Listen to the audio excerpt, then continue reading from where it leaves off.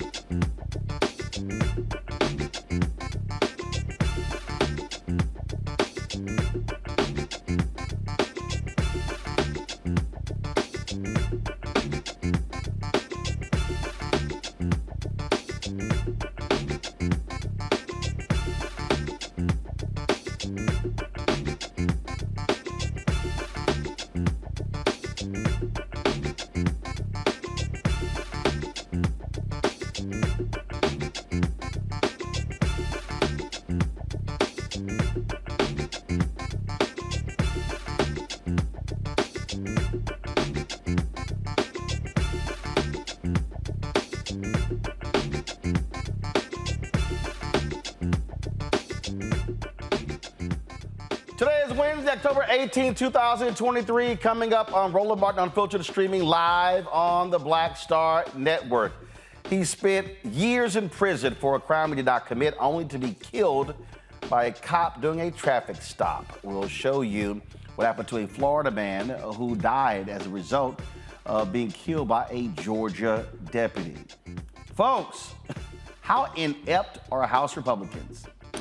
Well, they have blown off again the insurrectionist, Trump MAGA-loving Jim Jordan, not securing enough votes to become the next Speaker of the House. He lost even more votes from the other day. We'll talk about that. Plus, President Joe Biden travels to Israel and speaks on the devastation of a hospital in Gaza. He speaks on where he says, where U.S. intelligence says, who actually committed the heinous act. Pennsylvania voters will be voting for candidates to fill the state's courts. The chair of the state's Democratic Party will join us to talk about these critical elections. Folks, that and more right here on Roland Martin Unfiltered on the Black Star Network. It's time to bring the funk. Let's go. He's got it. Whatever the miss, he's on it. Whatever it is, he's got the scoop, the fact, the find. And when it breaks, he's right on time and it's rolling. Best believe he's knowing. Putting it down from sports to news to politics. With entertainment just for kicks, he's rolling. It's on go, roll, roll, y'all. It's Roland Martin, yeah. Rolling with Roland now. He's funk, he's fresh, he's real, the best, you know he's Roland Martin now.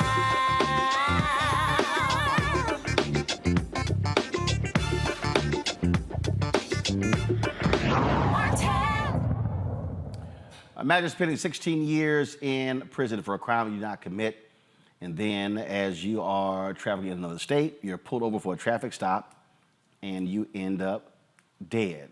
That is exactly what happened to 53-year-old Leonard Allen Cure.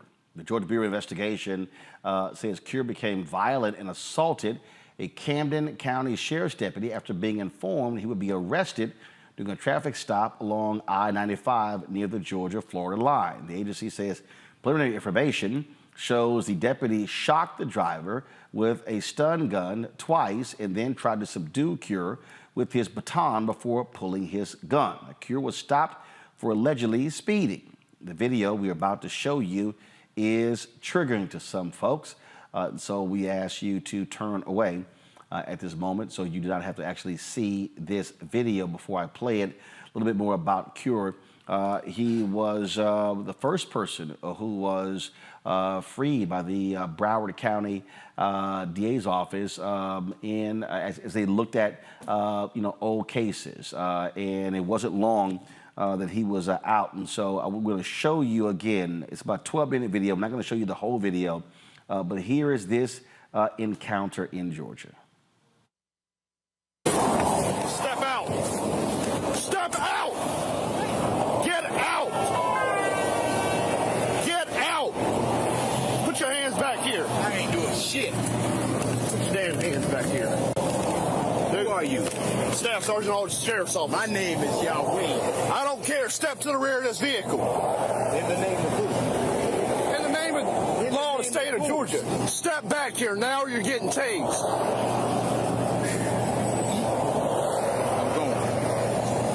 Me now. Put your hands on the back of that truck. Do you see that? Put your hands on the back of that truck. Back of the truck. Both hands. Turn around. 34, can you send me another unit? One non-compliant. Still out of unit, route 34 at the 8th office. Your name is Officer who? Staff Sergeant Aldridge with the Camden County Sheriff's Office. Who county? Camden County. Put your hand behind your back. Do I have a warrant? No. Excuse me. Either put your hands behind your back because you're getting tased. I'm telling you that right now. Why am I getting tased? Because you are under arrest for speeding and reckless driving. I'm not driving. Nobody was hurt. How was I speeding? You passed me doing 100 miles an hour. Okay, so that's a speeding ticket, right? Sir, tickets in the state of Georgia are criminal offenses. I don't have a ticket in Georgia. You do now. Why? You passed me doing 100 miles an hour. Offense and what? Am I going hands behind your back? Yes, you are going to jail. Hands behind your back.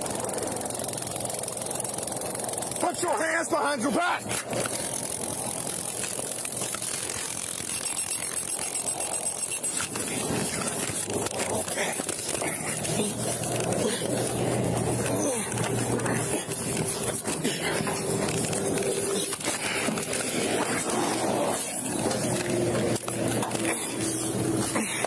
Yeah, bitch. Yeah, bitch. Stay down. Stay down. Stay down. Too late. Camden, shots fired. Too late. Shots fired, Camden. Stay down. Do not give up. Stay down. Stay down. Stay down. Camden, shots fired. Suspect down. Can you send me help?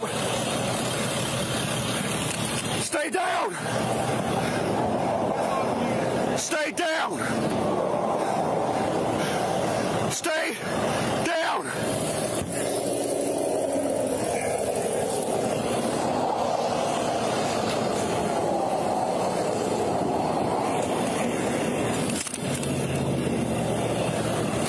David, are you clear?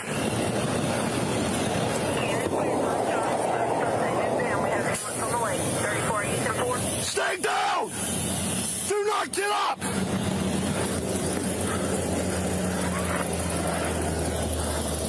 You all right?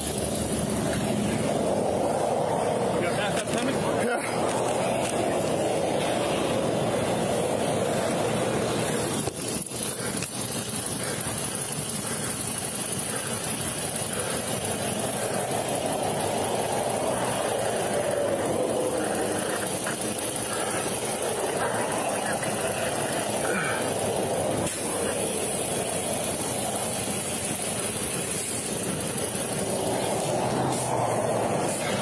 Covering.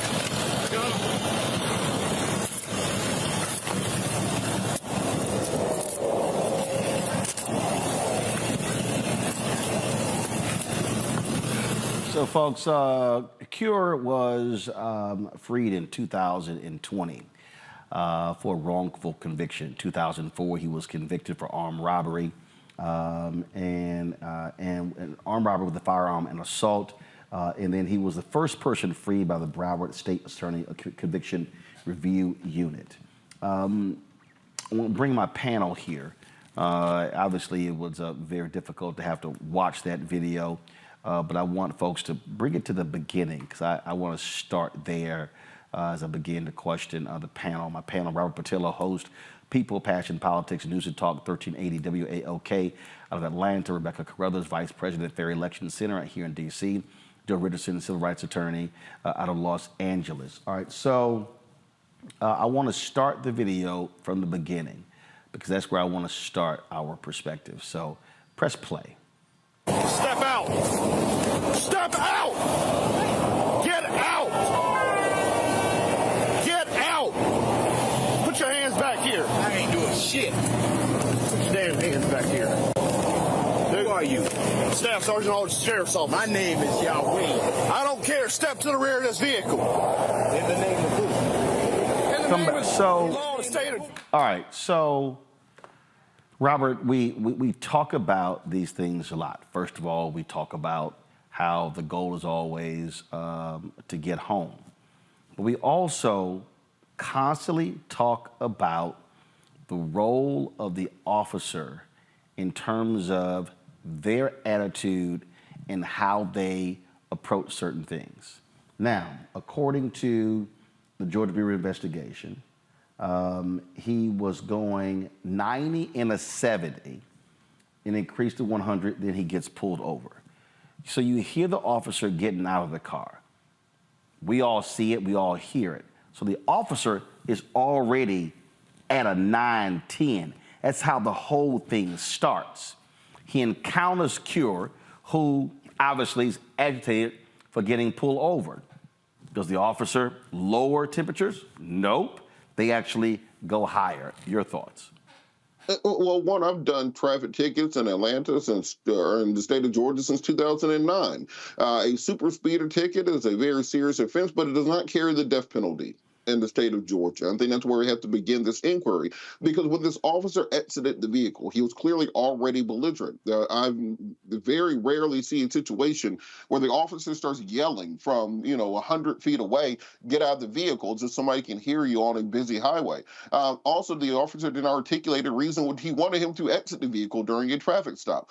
There was no indication of substances. There's no indication of weapons being used. It's a simple traffic stop for somebody going 90 or 100 miles an hour. You write them a ticket and then send them about their way. So there has to be some investigation as to why this police officer not only did not de-escalate, why they sought to actually escalate the situation going forward. And this is a horrible thing that the African-American community has to go through continuously. This type of trauma porn traumatizes communities, turns people against law enforcement. When we talk about this conversation around criminal justice reform, law enforcement cannot abdicate their duty as professionals to act professionally, to treat people equally. And I dare say if this wasn't a older African-American gentleman riding with a wife beater on, more maybe this officer would not have that same attitude when they're getting out of the vehicle and escalating the situation. We have to start rooting out racial profiling, racial biases from policing, or else we're going to continue to see the number of police homicides increase as opposed to decrease.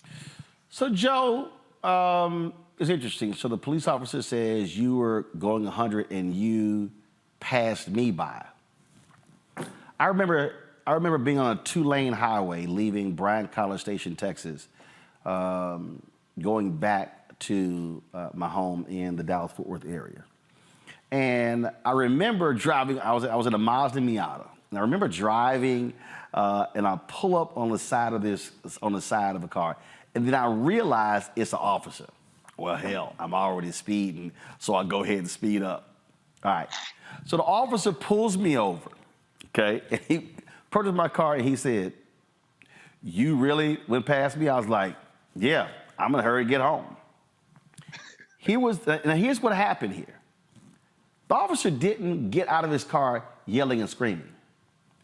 The officer didn't get out of his car and demanded I get out. So what jumps out at me is, if you're a police officer, Why do I need to yell for you to get out of the car? In fact, stay in the car. I've seen other police officers say, hey, put your hands on the steering wheel. Put your hands on the outside. So the moment you yell, get out of the car, that person actually has a greater chance of coming at me in that very moment. Yeah, I mean, there's no question about it. I mean, you have got to set the tone. I think the problem is, building on Robert's point, which of course is totally valid, the problem is the thing that really can keep these situations from becoming deaths are the police doing things that are morally right, not just legally right. There's a question as to how much he followed their own policies. I'm sure that they have policies surrounding de-escalation and all those types of things. But let's say that it's not against the law technically for him to yell when he gets out of the car. But that makes him safer if he doesn't yell. It makes him safer if, and now here we are, Black folks, we don't know what the heck to do. A lot of times we want to sit in the car, of course, and say, okay, here are my hands. They're at the steering wheel. Your folks tell you all the time, make sure everybody can see where your hands are at every time. Call every move you're going to make and or ask before you do anything, as opposed to getting out. There's an argument that more could have happened to this officer with the guy getting out of the car. And then what happens is once he gets out the car, he's not thrilled, but to begin with, he's compliant. He told him to put his hands on the car. He did do so. It seemed like this individual, who's not here to tell the story, of course, wanted to see the officer. And my sense is that's the reason he did that, as opposed to turning around, putting his hands on the car where his back was to the officer. But this is an opportunity still, if not for legal reasons, maybe for legal reasons, but certainly for moral and ethical reasons, to set the tone early so that you don't, put him in a box that makes him defensive, that makes him potentially non-compliant, belligerent, and therefore makes you less likely to have to use some kind of force where somebody doesn't walk away from that incident. The police going above and beyond is frankly what they're supposed to do, to follow the law. But if it's about being safe and staying safe, he would have approached it differently with his tone. He would have only matched that escalation if that escalation was there in the first place. And he may have gotten a very, very different reaction if he played it differently to start. I want to play the video again, but I want y'all to move it forward to. I want you to move it forward. Just scrub forward, and then I'll tell you when to pick it up. So just scrub forward. Okay. Now bring it back. Bring that camera, the body camera. Bring it back. Keep going. All right, stop right there. Now play it from there. Now, folks, here's what you're gonna. Now I'm gonna talk over it. So go play the video. I'm gonna talk over it. All right. So have the sound underneath me. Okay. So you see, he puts his hands up, then all of a sudden he's touching the car. Now turn the volume up. You see that? Put your hands on the back of that truck. Back of the truck. Both hands. Turn around. 34, can you send me another unit? One non-compliant. Stop right there. Stop right there. Now I want you to bring it back. I want you to bring it back just about 10 seconds. I want y'all to listen to what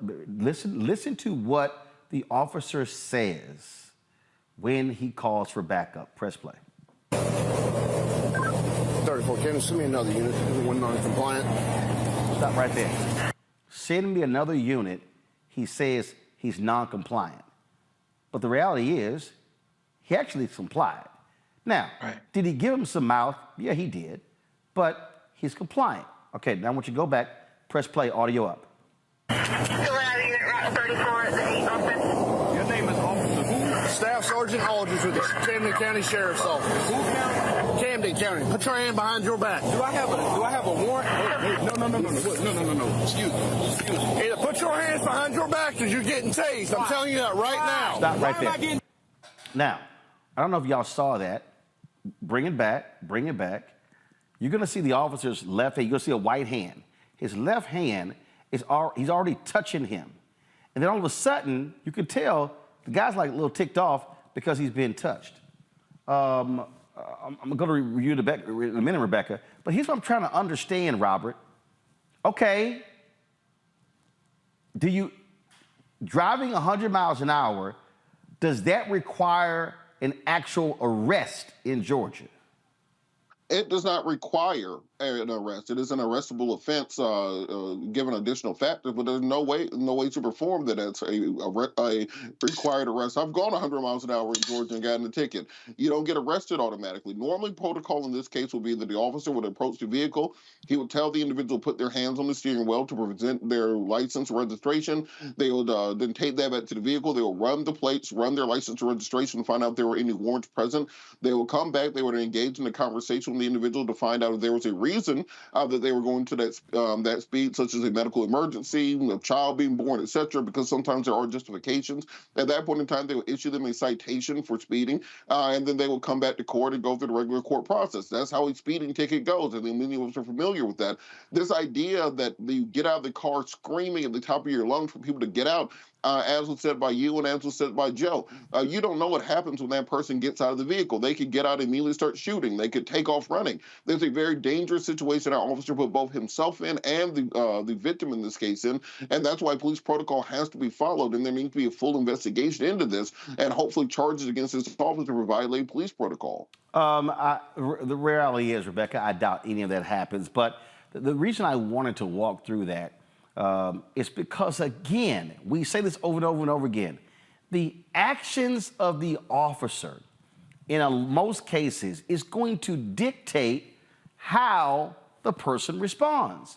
And if the person is responding to me heightened, it's not, I'm the one with the stun gun and all the laws on my side. I have the right to use deadly force. My job is to bring it down. To me, this is where, sir, you were driving more than 100 miles an hour. I pulled you over because you broke the law. I would like for you to place your hands behind your back. Sir, I will answer all of your questions, but right now, I need you to place your hands behind your back. That's a whole different tone than what we heard this officer use. If an officer isn't capable of pulling someone over for speeding without taking their life, then that person should not be an officer, full stop. One thing that psychology tells us is that nervous systems want to respond to each other. So if you have someone who is heightened, who is very upset, then it's very likely that the person that they're interacting with is also going to match similar energy. The other thing that I think is also important based upon this footage that was released is we then see a third party actually interfering with a stop. We see it appears to be a Brink security officer get out of their vehicle and draw a weapon, a deadly weapon, and enter the situation. And never once did I hear the police officer say, hey, you get back in the car. You are interfering with an active police investigation. I did not hear that. So when we're talking about all the things that weren't done according to protocol, that should also be added to the list.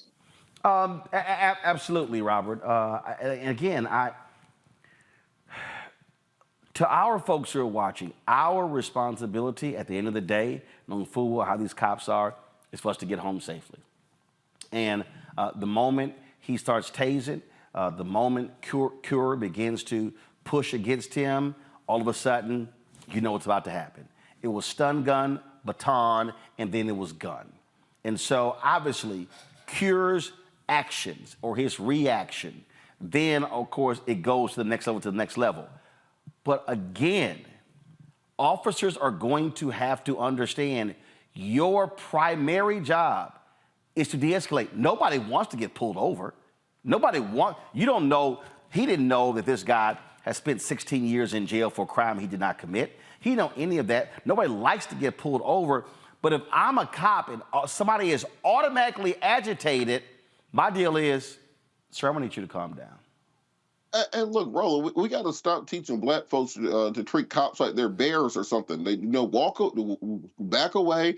Do not making sudden movements. Do not anger the bear. Do not do anything to make him aggressive, etc. The police officer is the one who's at work.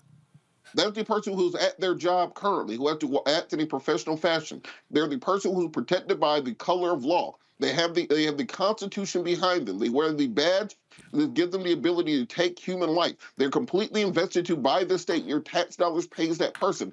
That puts the onus on and the burden on the police officer to de-escalate the situation. This person has psychological trauma as a result of being illegally detained by their own government for the better part of a generation. That means that police need to take in consideration what they call in torts the eggshell plaintiff, somebody who has a predisposition which may impact their reaction to something.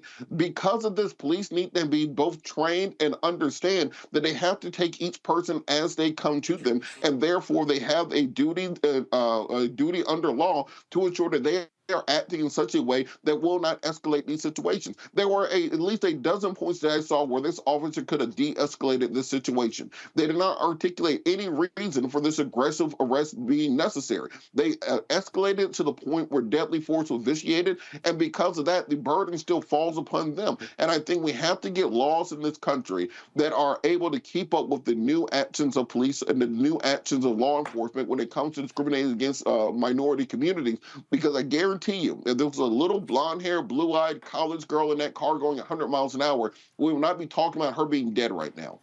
And that's the thing, Joe. Again, the beginning of this, frankly, sets up the ending. Yeah, it does. And what's so hard and what has to change is that this predisposition to feel a certain way about a particular person that you're stopping. In this instance, a black man sets the tone for where it starts. Now, we should be pragmatic, but if anything, police officers should be pragmatic and within policy. But if anything, yeah, be pragmatic and have it set the tone. But think of it this way. Maybe just because of the perception that police deal with a certain way, deal with black folks a certain way, that I ought to make sure, while keeping safe, that I go out of my way so that nothing can be said as to me not trying to de-escalate the situation by the book.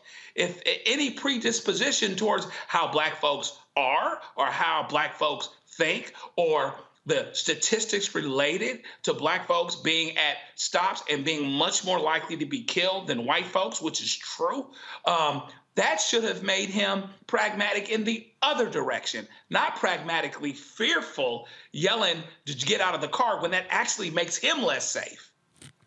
Unless, of course, that's where he wanted it to go, but pragmatic in terms of saying, I've got to de-escalate this thing for reasons of actuality and reasons of perception. This is the dash cam video here, and you saw again how Cure was driving. I mean, he's driving. I mean, look, guys, I've been on highways a lot. I've seen people drive this way, and then all of a sudden you see a cop pulls up behind him. He's in a far left lane. Then you see Cure signal to get over. So he gets over into the center lane. Then obviously it's a truck there, so he gets back in left lane. He's bypassing all of them to get. And again, normally what happens is you get over on the right side of the highway, and so he's going forward to get past all of them, and so you should see him in a second get over. So he gets over, gets to the center lane, right lane, and now he pulls over. Go to the beginning of that video. Again, I want to see the beginning. So this is the beginning of the video. And remember, he said, "Oh, you blew past me." Pull the audio up.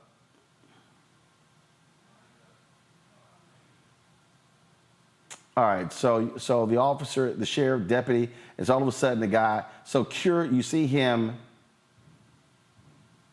All right. Now, okay. So do me a favor. Stop right there. Now I want you to go back and play the body cam video, because again, I want you to hear what Here, go back to the beginning of it. Would you listen to what this deputy sheriff said? Play. Step out. Step out. Get out. Get out. Put your hands back here. I ain't doing shit. Put your damn hands back here. Who are you? Staff Sergeant Aldridge, Sheriff's Office. My name is Yahweh. I don't care. Step to the rear of this vehicle. In the name of who? In the name of law of the state of Georgia. Step back here now or you're getting tased. I'm going. Watch me now. Put your hands on the back of that truck. Do you see that?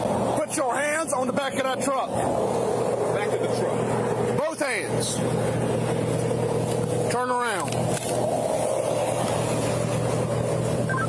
34 Cannon, send me another unit.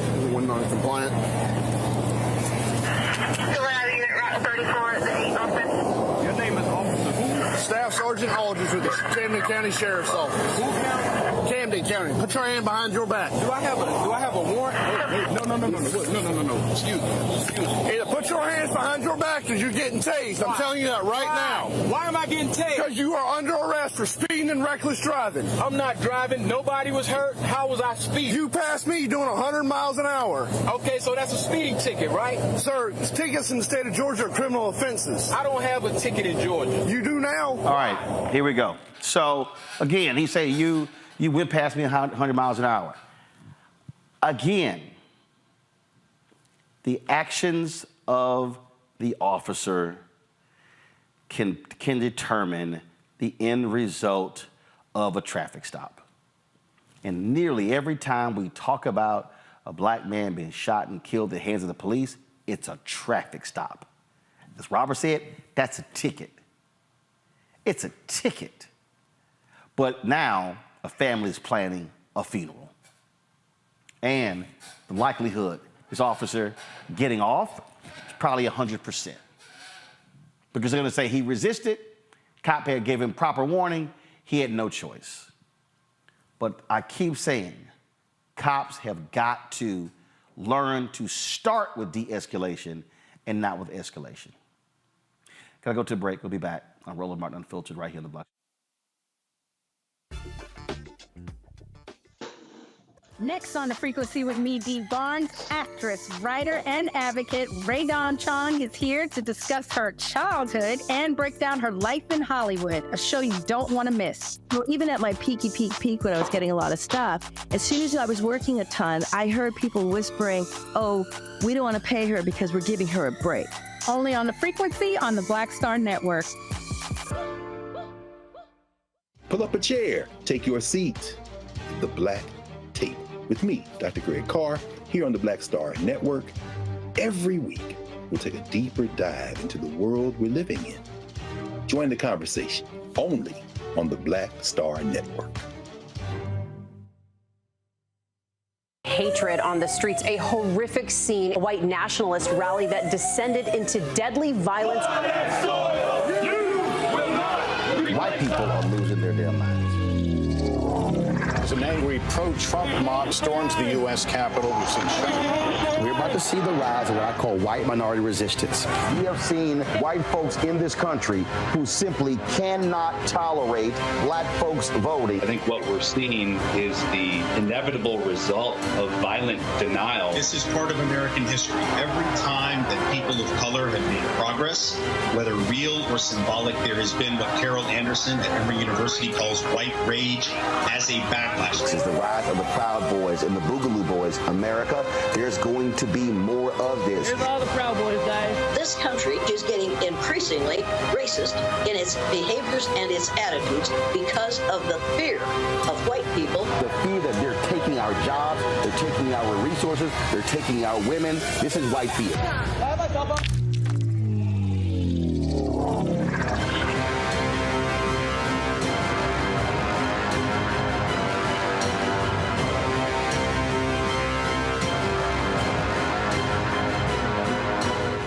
Essence Atkins. Mr. Love King of R&B, Raheem Devon. It's me, Sherry Shepard, and you know what you watch. You're watching Roland Martin Unfiltered.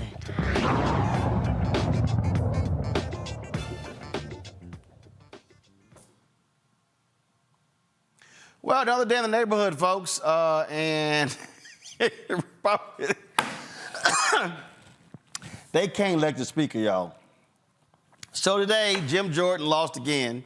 Lost more. He got fewer votes than he did just a couple days ago, and it was utterly hilarious. Just roll the video. The tellers agree in their tallies that the total number of votes cast is 433, of which the Honorable Jim Jordan of the state of Ohio has received 199. The Honorable Hakeem Jeffries of the state of New York has received 212.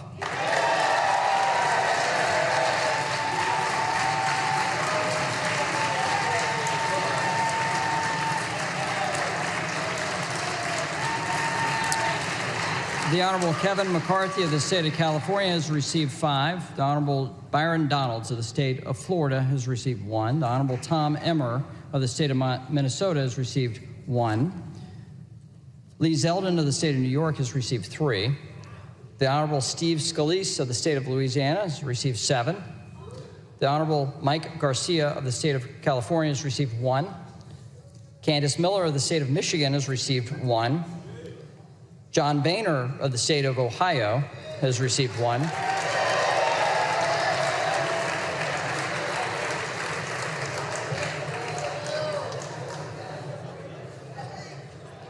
The Honorable Kay Granger of the state of Texas has received 1. The Honorable Bruce Westerman of the state of Arkansas has received 1. No person having received a majority of the whole number of votes cast by surname, a speaker has not been elected. Pursuant to Clause 12A of Rule 1, the chair declares the House in recess, subject to the call of the chair. Okay, I know some of y'all at home are laughing just like I am. Keep in mind, the Constitution does not require that a Speaker of the House actually be a House member. So you heard John Boehner. He's a former House member, former Speaker of the House. And so anybody, I mean, any one of us could actually be voted upon as Speaker of the House. Just want to let you know that. But if you want to see how deranged these people are, this is former Speaker Kevin McCarthy. Yesterday, but I want to hear y'all who he's blaming for the problem. This is too funny. McCarthy. Let's listen to Kevin McCarthy here. Now we have rules. We don't have to be stuck on the floor. The interesting part is why we're here. Every single Democrat voted to stop one branch of government. They created this mess with 8 Republicans. Every single Democrat did that. And so I think what we'll do is we'll go sit down. We'll talk to those that have difference of opinion and come back. Did the margin surprise you? Excuse us. Thank you. Do you feel bad for Mr. Do you feel bad right now for Mr. Jordan? You threw your support for him. Do you feel bad for him? No. Don't over-read into this. This is about the same vote I had on my first vote out. Why we're in the no. Let's go back to how it got here. We wouldn't be here if every single Democrat didn't vote with 8 Republicans to shut this place down. That's it. No, Republicans voted against Jim Jordan today on the floor, including 2 votes from somebody who's not even a member anymore. Every single Democrat and 8 Republicans voted to shut down one branch of government. That is why we're here today. There's no other reason why we're here today but because of that. Now we had a vote on the floor. It didn't get to the whole point. Now we'll take a break, talk to people, and come back and solve it. So how long? Is this going to be today? Well, I'm confused. That's sort of like, that's sort of like me being in a Panhellenic meeting and I go, look, we lost the vote because the Omegas and the Kappas voted against us. And if Alphas voted against us, I'd be like, how you complaining about them when your own members voted against you? That's literally where these people are at now. So the new talking point for them is, this went badly because those damn Democrats, they're the ones. How dare they vote against us? Not we can't get our act together. Not we don't know what the hell we doing. No. We gonna sit here. We gonna blame the other party. Same thing happened on CNN. This is so hilarious, y'all. I saw this earlier. I had to play it for you. Watch this. Austin Scott, who lost the conference nomination to Jordan last week, but is now firmly behind Jim Jordan. Sir, thanks so much for being with us. Should he keep going? Should Jim Jordan continue as his aides say he will? Oh, yeah, I think he's going to continue. And if you remember what happened last time, I think it took Speaker McCarthy somewhere around 14 rounds. Brianna, we shouldn't be in this position. I mean, 208 Democrats voted with 8 Republicans to put us here. But let me ask you, sir, McCarthy was never in a hole this deep. I'm sorry? McCarthy was never in a hole this deep. But Speaker McCarthy was elected, and he was the Speaker of the House. He was the largest Republican fundraiser ever for us as House Republicans. I mean, the Democrats knew what they were doing when they put up 208 votes to take him out of the speakership, and that's what created the current situation that we're in. So then we had a conference meeting. They didn't take him out of the speakership. I mean, you guys are the majority. But you guys are the majority, right? 96% of the votes came from Democrats, though, Brianna. I mean, just factually speaking, there were only 8 Republicans, and there were 208 Democrats. I mean, 208 Democrats. But, sir, who's in the majority? Well, the Democrats were the majority of that vote, and when we have a very who's in the majority in the House of Representatives? The Republicans are in the majority, but the Democrats provided the majority of the votes to take Kevin McCarthy out of the speakership. In fact, they provided 96% of the votes. Republicans provided the key votes. They're in the majority. They can provide enough votes, obviously, to put a Republican speaker in the place. Democrats provided 96% of the votes. 208 Democrats voted to remove the Republican Speaker of the House. 8 Republicans voted to remove the Republican Speaker of the House. So 96% of the votes came from Democrats to remove the Republican Speaker of the House. I will say, I find it the largest fundraiser that we've ever had. They knew what they were doing. It's some interesting verbal gymnastics. I will give you that. But I want to talk about the future here. What do you mean gymnastics? I'm just talking about the facts. 208 Democrats voted. There were the vast majority of the vote to take Kevin McCarthy out of the speakership. Well, I'm talking about how it works. And that is that the majority in the House of Representatives, your party, is responsible for electing the speaker, not the Democrats. We are. Do you think, can I ask you this, do you think that there's going to be another vote today? Because we're uncertain on that. I absolutely believe there will be another vote today. And, I don't know exactly what time that will be. But I'm not sure what I'm missing here with you, because 208 Democrats voted with 8 Republicans to take the largest Republican fundraiser out of the speakership. This was a pretty calculated decision by the Democrats. I get it. We had 8 Republicans. Here's why, sir, because it was a Republican who filed the motion to vacate. It was a Republican that had very, very personal differences with Kevin McCarthy. All right, so Jordan lost 22 Republicans.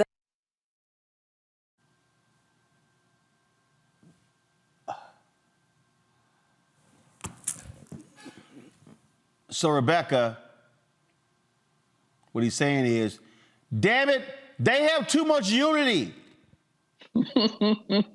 And we don't. So it's their fault. They're unified.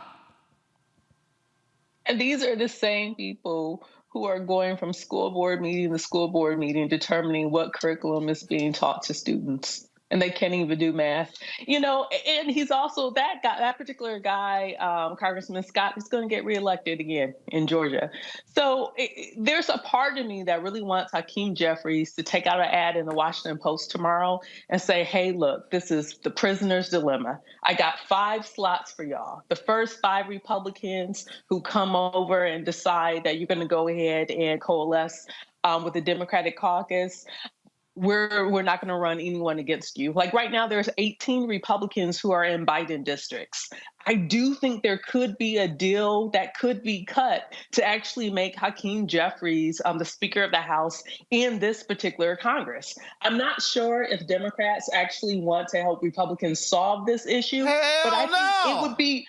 And I don't think they should help Republicans solve this issue. But I will say I personally would rather a Speaker Hakeem Jeffries in this particular Congress than a Speaker fill in the box on the other side. So I do think that is something that could be on the table. I'm just not sure if strategically, if Democrats think it's a good idea. They might think that, hey, if we allow Republicans to continue to flounder, that guarantees that we get back the majority November 2024. And that is a deferred calculation. Or they could calculate now and figure out if it's worth actually getting that speakership in this Congress. President Biden was on the plane, and he got asked this question here. I'm feeling what he had to say. Do you have a view of Jim Jordan's current predicament and unable to secure the speakership? I ache for him. No. Zero. None. No. Mr. President? He said, I ache for him. No, zero. Hell no, Joe. I ain't helping y'all with a damn thing. If I'm Hakeem Jeffries, I'm gonna sit over there and chill. I'm gonna let them introduce me again. I'm gonna keep getting my 212. I'm gonna let them fools over there look stupid every day. You keep asking me these questions where I have to answer by quoting Bishop Bullwinkle. Hell to the no. And so basically what has to happen is, see, America needs to understand that when you have the folks in charge that you have, and folks that at least some of whom are okay with seeing the world burn, there's going to be consequences. Sometimes, I understand grace and mercy and everything else. But I remember there'd be times when, whether it's your mama or your minister, somebody would say, you know what? On some level, someone needs to feel the consequences of what it is that they're doing. And the American people need to see that these guys aren't on the same page, even as it comes to much of anything, to be honest with you. And the idea that Jim Jordan would be considered at all. This guy's been in Congress over a decade, has not passed one bill that he's proposed. Not nary, N-A-R-Y, not nary a one, not even one. And the Speaker of the House is supposed to run the Congress and move legislation.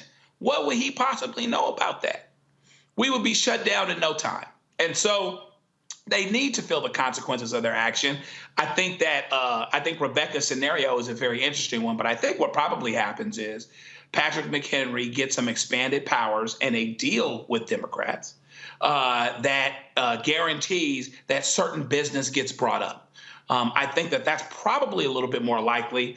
I like Hakeem for 2024. I mean, you let these cats do this another 2 or 3 weeks, and a lot of guys on the Republican side are going to be in trouble, at least enough to make a difference and turn it around. But it's absolutely not their responsibility to bail them out of the bad mistakes that they made. McCarthy wanted to be Speaker so bad, he made a deal with the devil to do it, which is fundamentally unstable. It should never be that one person with a personal grudge could bring a floor vote to have the Speaker removed. It should never happen, particularly with them knowing what's going on in their party. It's like the person that gets that goes and hangs out with the snake and lays with the snake and walks around with the snake, and they end up either getting suffocated or they get bit. And they go, wait, I treated you nice or whatever else. And the snake goes, but you knew you was a snake when you got with me, when you brought me in here. I don't belong here. If I'm a snake, somebody's a snake.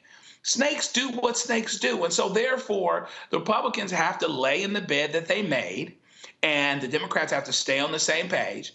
And hopefully something will get done to allow the business of the country to get done. But the Republicans' issues are on full display. And what's going on is true. It's not an anomaly. That's where we were going to be. And that's why we are here now. Robert, here's how stupid these people are. These nutcases on the right literally have been threatening the spouses of Republicans, sending them threatening text messages, and then saying you're going to have challengers if you run again. Here is one of those Republicans speaking about that issue. Give me 1 second, pull this up. Because I thought this, first of all, again, this is dumb. You got no votes to spare, but you out here threatening people. You already got that fool Sean Hannity. His producer's been sending threatening emails, Robert. But here is Don Bacon talking about these threats. And it backfires. You can win us over some of the younger folks, maybe that kind of works, but someone like me, Steve Womack, Mario Diaz-Balart, you can win us over with an argument that makes sense. You're going to have to convince us, right? And threatening us does not work. Not only threatening them, you sending threatening messages to their spouses? Nah. I think if Jim Jordan, I saw one report they may take another vote tomorrow, he gonna lose more votes. Well, see, the issue is that Jim Jordan ain't got the juice like that. And nobody sits around saying, well, if I don't have Jim Jordan support, I can't get reelected in my district. I mean, he ain't got the juice like that to be threatening people. And so, of course, I'm going to take umbrage if somebody who comes threatening me when I know you ain't got it like that. Yes, we're going to have, if it was Nancy Pelosi who says to a freshman, look, if you don't support me, you're not getting reelected, she got the juice. So you know you have to get in line. He does not. But as much as I would love to be a political nihilist in this situation and watch Republicans burn themselves to the ground, the problem is we're on the same plane with them. So they go down, we go down also. We have a federal government that will close down in less than 30 days unless there's a continuing resolution or a budget deal. We're entering into the fall of, or into the winter of a before election year, meaning that whatever business of this country needs to get done by the week after Thanksgiving, or it ain't getting done. So that means everything from a continuing, from a omnibus spending bill is going to have to get done. That means social services. That means setting up the budgeting for next year. So we have some actual adult things that need to get done, in addition to two wars going on internationally where the United States is supposed to be the hegemonic power of the world. So as much as it will be fun to watch Republicans emulate as much as possible, I think that coalition speaker has to happen. Jim Jordan is not going to be able to bring together the Republican Party, but I do think Hakeem Jeffries can find 5 swing state Republicans and carve out a governing coalition. You can get a governing coalition in the Senate, you get a governing coalition in the House. Regardless of who the speaker is, you have to find a way to get things done, because otherwise it's one thing to watch their plane go down. It's another thing when you're on the same damn plane with them and not willing to go down with the ship because of them. Ain't happening. Ain't 6 Republicans going to cross that aisle to vote for Hakeem Jeffries. Well, not necessarily to vote for Hakeem. Just to make the point clear, there's been some talk about Boehner, Liz Cheney, other individuals who could be a coalition speaker just to get the things going. I'm going to tell you right now. Something has to get done. Listen. Congressman Hakeem Jeffries. I think there's a deal. Oh, 1 second. Congressman Hakeem Jeffries has been very strong in holding his caucus together. There is no way in hell all 212 Democrats will vote for Liz Cheney. Nope. Now, I know that's cute. No, not her. I know it's... No. What I'm saying is her name has been touted as a compromise speaker candidate. I'm telling you right now, 212 Democrats are not going to hold strong and let her ass become House Speaker. Just because... Nor should they. Just because she showed some strength when it came to January 6th. Nah, that ain't happening. Rebecca, go ahead. I mean, Liz Cheney should not even be in contention. She is a Cheney, and her dad is her dad. We cannot have a Cheney as the Speaker of the House. That's just a no-go. I do think that there is a world where a deal could be cut. At this point, it just has to get to 217. I think the real possibility of those 18 Republicans, there's a very real possibility that at least half of them aren't going to come back unless they have some type of support. And so one thing that we've noticed out of this Republican caucus is that they crave power. That's the reason why McCarthy even got the position that he got. It's the reason why Matt Gaetz has been doing what he's been doing. It's the reason why we've seen Boebert or MTJ acting the way they've been acting, because it's craving pure power. So the idea of not returning back to Congress is enough for some people to go ahead and cut a deal. It's the reason why I'm calling it the prisoner's dilemma. Because if Hakeem Jeffries says, hey, look, the first 5 people who come to me and cut a deal, I will cut a deal with you. If you were number 6, you don't get a deal. You got to put some fire under them and let them know there is a deal. It's a limited time only, but you have to come to me. You have to come to me, in the next 12 hours. I do think there is a world in which that could happen. I don't know that happens, but I think it don't. It don't. Ain't happening. I'm telling you right now. If you're the Democrat, I get this whole thing as, we got to do the people's bit. Listen, when people are shooting at each other, this is what you do. You duck. You go, y'all done? No, they ain't done. Then you wait to see how everybody got shot. That's what you do. You let everybody get shot, and then you like, all right, who got all taken out? That's how you respond. You don't get in the way of a gun battle. And these fools are picking each other off day by day. But Roland, these folks ain't shooting at each other. Some point. Yeah, these people are wearing suicide vests, Roland. They're willing to blow the whole thing up. And me being and yes, and you listen, and again. Unfortunately, they take us out too. No. See, again, when you say they got suicide vests, evacuate the area, crazy man with a bomb. Again, this is about power. You let them blow the joint up. You do that. It affects the House. It affects the Senate. It affects the presidency. Again, the smartest play of the Democrats so far has been to be strong with 212.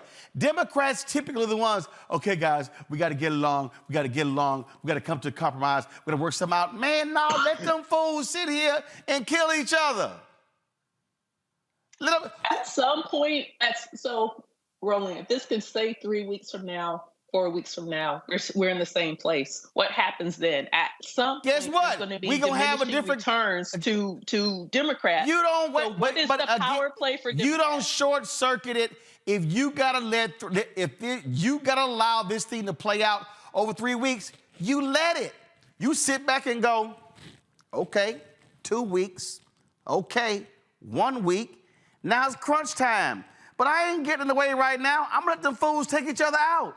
I'm going to allow insanity to be exposed. I'm going to allow them going on television, trashing each other. I'm going to allow them dogging each other out. I'm going to let that thing happen, and I'm going to sit here and say, we united, we united, we united.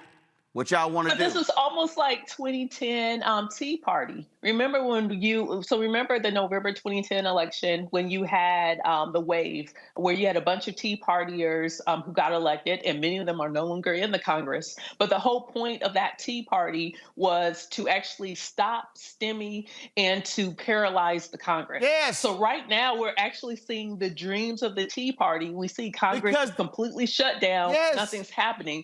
Is that actually good for democracy? Yes. Okay, listen, guys. I know Democrats love abiding by that Michelle Obama. When they go low, we go high. Hell no. When they go low, you go lower. No, this is about the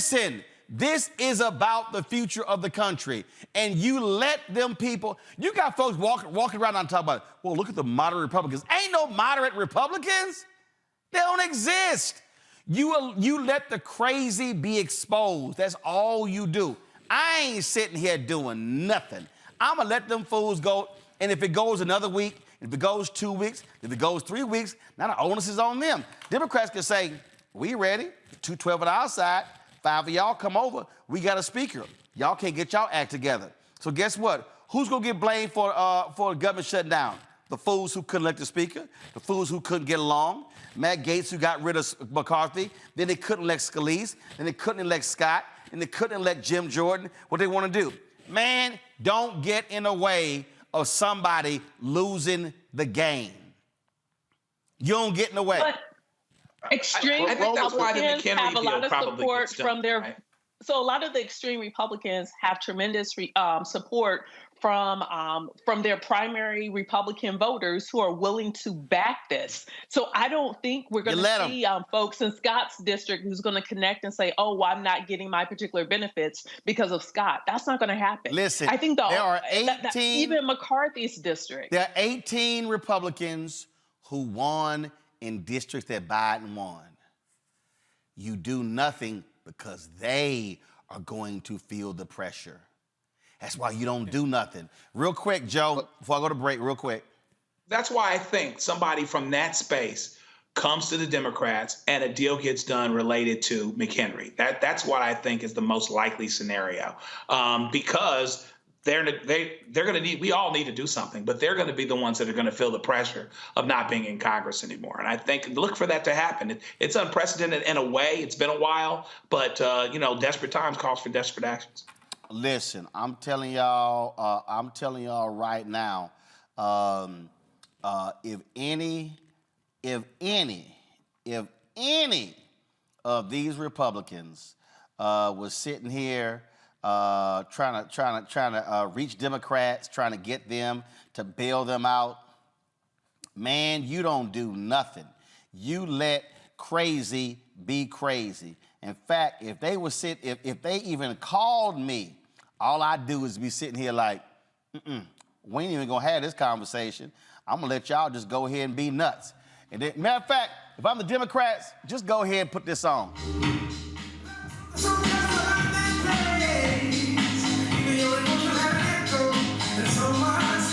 Drive me crazy. I gotta go to a break. We'll be right back. Roll the button on the filter of the Black Star Network. That's so funny.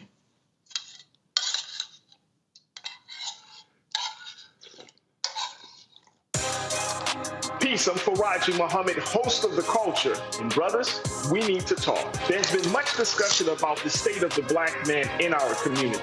Whether it's in politics, education, or in the home, my brothers, we are struggling to lead the way, which is why The Culture will be hosting the Black Men Summit, where we'll be redefining and celebrating black manhood. This special series will kick off on the 28th anniversary of the historic Million Man March on Monday, October the 16th at 4 p.m. Eastern Time. I'll be talking to some of Black America's most prolific, dynamic, thought-provoking black men activists, scholars, and leaders about our role, our power, and our future. So tune in and join the conversation as an online culture crew member for The Culture's Black Men Summit, redefining and celebrating black manhood. Starting Monday, October 16th through Friday, October 20th, 4 p.m. Eastern Time each day, right here, exclusively here on the Black Star Network.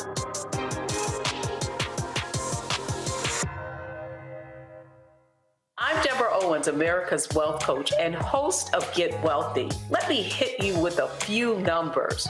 African Americans spend 9 times the amount on ethnic beauty products and yet only own 1% of the beauty supply stores. It's an $18 billion industry.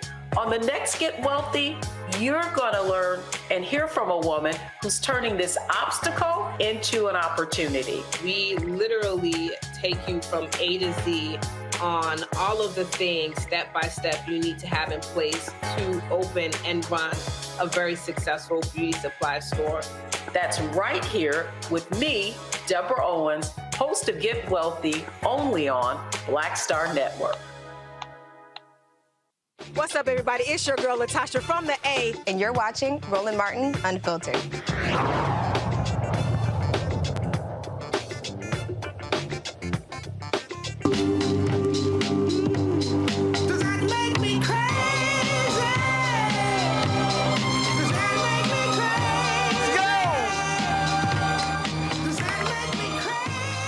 President Joe Biden, folks, went into a war zone today, went to Israel to meet with Prime Minister Benjamin Netanyahu. He was supposed to, of course, be having a summit in Jordan, but because of the hospital strike that where folks were killed, that summit with the head of Jordan, the head of the PLO, was actually canceled. Now, Biden warned those factions about attacking and promised to ask Congress for an unprecedented support package for Israel's defense later this week. Here's some of his remarks. The state of Israel was born to be a safe place for the Jewish people of the world. That's why it was born. Long said, if Israel didn't exist, we'd have to invent it. While it may not feel that way today, Israel must again be a safe place for the Jewish people. And I promise you, we're going to do everything in our power to make sure that it will be. 75 years ago, just 11 minutes after its founding, President Harry S. Truman and the United States of America became the first nation to recognize Israel. We've stood by your side ever since. We're going to stand by your side now. My administration has been in close touch with your leadership from the first moments of this attack. We're going to make sure we have what you need to protect your people, to defend your nation. For decades, we've ensured Israel's qualitative military edge. And later this week, I'm going to ask the United States Congress for an unprecedented support package for Israel's defense. We're going to keep Iron Dome fully supplied. McManus, Allison is the Senior Director of National Security and International Policy for the Center for American Progress. Allison, glad to have you here. Allison, here's one of the things that's real interesting here. There were a number of Jewish protesters today in the Cannon building. They were in front of the White House yesterday. Vice President Kamala Harris yesterday was asked about this by a college student with regards to the occupation of Gaza. A lot of young folks on the college campuses have been very critical of Israel. President Biden has to walk a serious tightrope here, proclaiming support for Israel, but he's also risking a lot of folks here at home who have a differing view of the occupation. Thoughts? Yeah, thanks so much for having me tonight, Roland. I wish I could say that it's a pleasure to be on the show, but, I do think I have to acknowledge the reason, obviously, that we're having this conversation is because there's been a great deal of human suffering and suffering that continues. It's funny that you mentioned the tightrope. I actually had drafted, some notes and thoughts, before coming on tonight, and tightrope is in my notes in terms of what Biden and the administration need to walk in both expressing support for Israel's right to defense, but also, ensuring that we don't see unnecessary escalation, because I know that for the Biden administration, this escalation could be, it's a real concern thinking about spillover. The point that you raise also in terms of, the concerns maybe that the American public has about the situation. I mean, we've really seen polarization, I think, in terms of the public sentiment, but also a lot of moderate voices that I think are acknowledging the fact that this was a really brutal terrorist attack, that Hamas is a threat and remains a threat right now to the security of Israelis, and that's something that Israelis feel. But also, that there's a way to bring perpetrators of these attacks to justice that doesn't have to mean collective punishment. It doesn't have to mean the displacement of millions of Palestinians. It doesn't have to mean attacks on civilians. It doesn't have to mean civilian casualties. So I think it's important to keep that in mind, that there is a way to, maybe not think about this as a tightrope, but actually think about this as a moral and strategic imperative that, the U.S. really pushes Israel and encourages Israel to respond in a way and to defend itself in a way that is in keeping with international humanitarian law, that minimizes civilian casualties, that avoids collective punishment. Again, that this is not just, the right thing to do because Palestinians are not Hamas, but also that, if Israel really does want to bring home hostages, want to prevent the spread of the conflict, and want to prevent, a cycle of violence, that's really pragmatically what's necessary as well.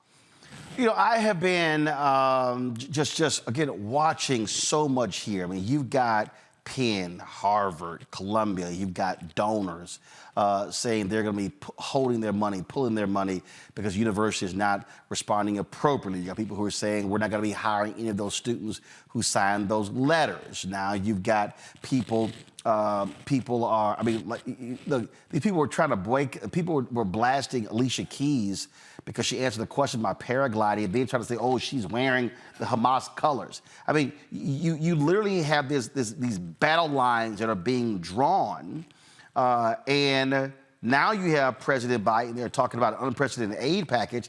You already got a bunch of people who are angry with the billions that we've sent to Ukraine. If this Congress approves sending 10, 20, 30 billion, whatever, to Israel, you're going to have you're going to have people who are saying absolutely that's the right position. Others saying that's absolutely the wrong position. And so, I mean, 2023 is not 2003 in terms of the worldview and how people are responding to this attack and this war that we're now looking at.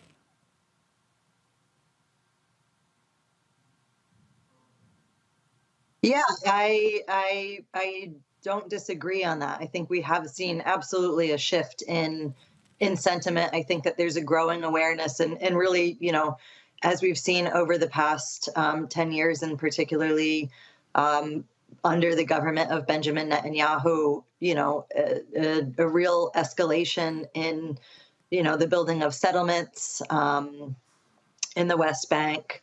We've seen escalations in violence. I mean, even before these, the Hamas attacks and, you know, the Israeli bombardments and the counteroffensive, 2023 was already the deadliest year in terms of tensions between Palestinians and Israelis. And so I think that there's an understanding, as you said, certainly in the international community, you know, when it comes to the rulings, the international legal rulings on this, there's an understanding that the status quo in terms of how, you know, between Israel and Gaza, or excuse me, Israel and Palestine, the status quo of occupation, you know, of settlements, et cetera, that this was not going to hold. And, you know, really tragically, you know, I think that we are seeing that now. I guess the question that we, you know, need to kind of, you know, we'll be looking at is what does that mean practically in terms of policy, whether that's the administration's policy or whether that's, you know, how Congress appropriates. And obviously, you know, that status quo changed, but also changed in a way that's been extremely bloody and brutal and traumatic. And so we see that there's been a response, and I think the right response, which is to express solidarity with Israel and with Israelis, you know, as they are continuing to mourn the dead that were, you know, we all saw, you know, really horrific images, really, you know, horrific developments that happened there. The question then is, you know, what does that solidarity mean materially, which is, I think, you know, what you're getting at. What does that mean actually in terms of a defense package? Israel is already the #1 recipient of U.S. security assistance. Israel already has one of the most capable militaries, security architectures in the world. And unfortunately, still was not able to defend against this attack from Hamas. So I really do think that it raises the question about what does, you know, support look like now. We know that the number I think that's being thrown out right now is as high as $100 billion in terms of the aid request that the Biden administration would be making to Congress. Not necessarily all for aid to Israel, but overall. Congress is going to need to consider that. And I think that the sentiments in Congress are, again, support for Israel's right to defense, and understanding that, again, perpetrators need to be brought to justice. But if that budget request includes offensive weapons, I think it's going to be much, much harder for Congress to look at a military aid package that would have any kind of, offensive weapons and to pass that. So, and of course, that's leaving aside like a whole other set of questions around, what legislation Congress is going to be able to pass. And I know you just had the segment about the, let's call it the mess that's happening in the House. So I think a lot of questions really about, materially, what is this support going to, what is this going to look like? And I think we'll find out a bit more on that over the next weeks. But as you rightfully noted, I don't see this as being a blank check to Israel. I think, what we're seeing from the administration and from Congress is an expression of solidarity, an expression of support. But really, we'll find out what that means materially in the next weeks. Questions from the panel. Rebecca, you first. Yes, thank you so much for being here tonight. In President Biden's remarks earlier, he also mentioned that a part of the package that the United States will potentially send over will include humanitarian aid towards the Palestinians. It's my understanding in the past that previous humanitarian packages for Palestinians didn't go directly to the Palestinians, but actually went to the Israeli government that in turn provided food, water, and electricity to the Palestinians. What happens to Palestinian aid now considering the current set of events? Yeah, it's a really good question. And I think the humanitarian aid, the package, there's still a lot of questions around how this is going to be structured and delivered. We do know that there's been a new special envoy who's been appointed specifically to deal with issues of humanitarian assistance. That's David Satterfield. So obviously this is something that the administration is thinking about in a more robust way.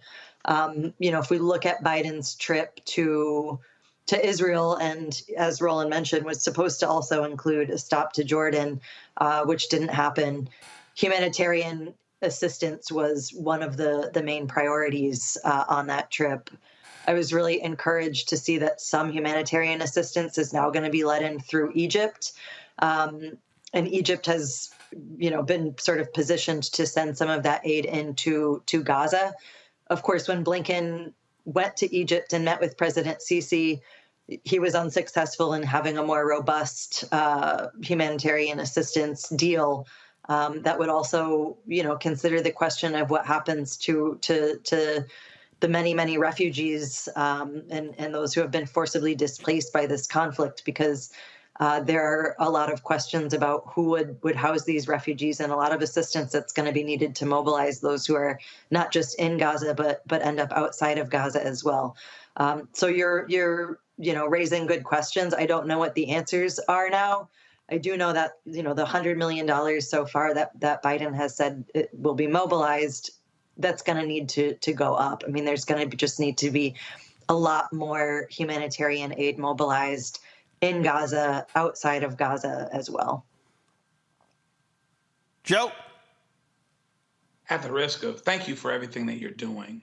At the risk of asking an incredibly broad question, I'll qualify it. I'm going to ask you where we go from here. But we're looking at the playing field, and I see a lot of things. Among other things, I see this situation where Israel has become more politically unstable that, perhaps contributed to this situation happening in the back door. The prime minister was worrying about some different things, including quelling dissension related to the Supreme Court and some of the things that he was doing. I also see some potential lessons even for our country as it pertains to political instability.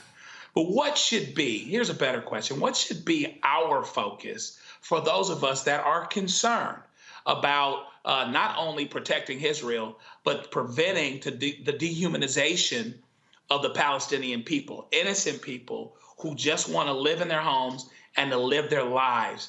Where should our focus be? Yeah, it's a really good question. And I think we have to consider different horizons of urgency right now. I mean, the first horizon of urgency is really, containing this conflict and not seeing any more escalation. And when we look again at that kind of tightrope that the administration's been walking, it's been, Biden mentioned, and alluded to restraint on this trip, but we haven't necessarily seen calls for de-escalation.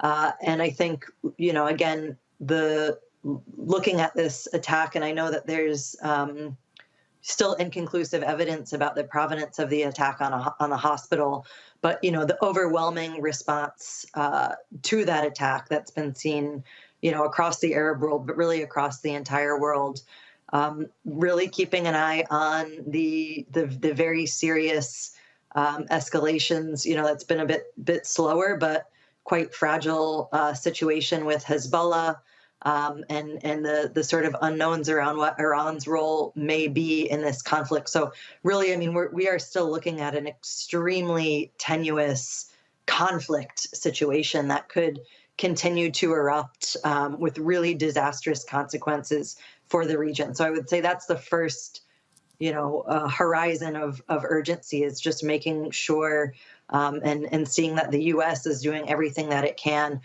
with Israel to, really make appeals for ensuring that this conflict does not continue to escalate and spill over. The second, I would say, equally urgent situation is the humanitarian situation. I mean, we're talking over 1 million Palestinians who have been displaced, some that needed to pick up and move with immediate notice. People have nowhere to go. There's been access to water is a huge concern. Access to medical supplies is a huge concern. Access to food. Bombardments have now killed, the latest that I had seen from UN, over 4,200 Palestinians, children, journalists, aid workers, UN staff. Thousands, more are feared dead because of the situation in which the bombardments are occurring. People are stuck under rubble. I mean, really, we are looking at an unfolding humanitarian catastrophe. And the first urgent situation in terms of escalation is not unrelated to the second urgent situation in terms of the humanitarian situation. So those, I think, are the two immediate priorities. And then, you're raising, again, good questions about then what's next. We don't know, where this conflict is going to end at this point. But we do know that there is going to, at some point, we will need to start grappling with the questions of what happens next. And I think where where this conflict leaves the Israeli government, obviously there's a lot of frustration with Netanyahu and how Netanyahu handled, the context that led up to this, and calls that had been made that, again, the status quo wasn't going to hold, that there should be concerns about, potential eruption.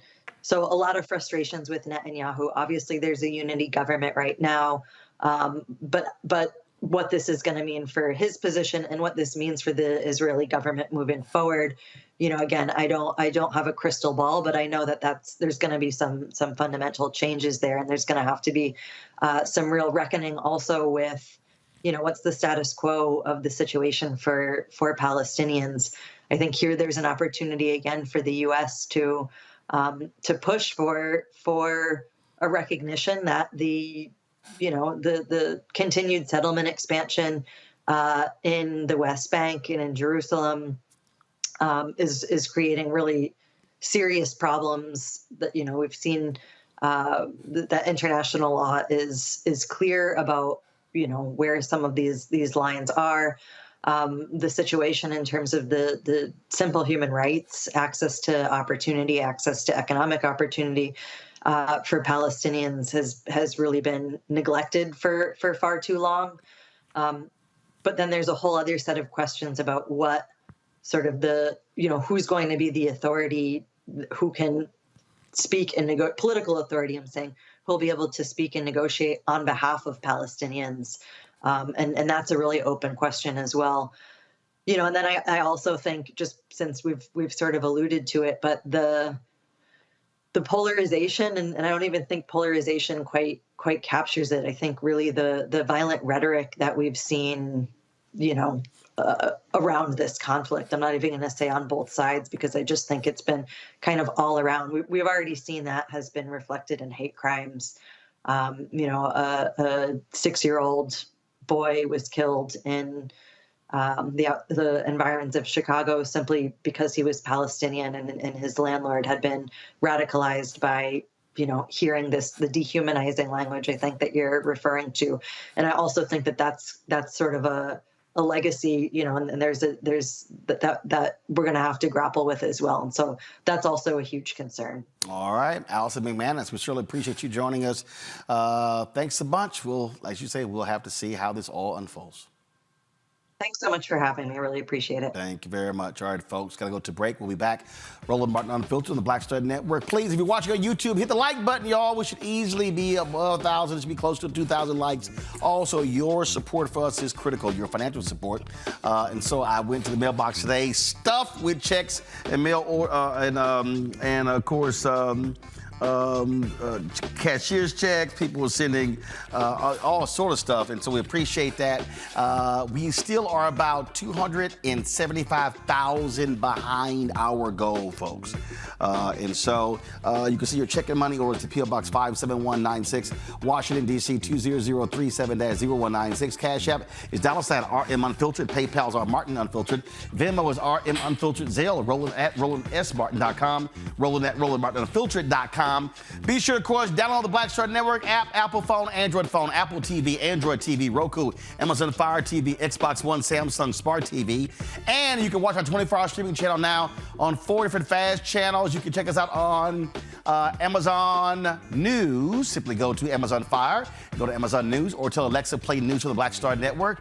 Well, Plex TV, you can catch us there as well. And of course, now on Amazon Freevee and Amazon Prime Video. Go to Live TV, click on that. You'll see our Black Star Network news channel right alongside all the other major news networks.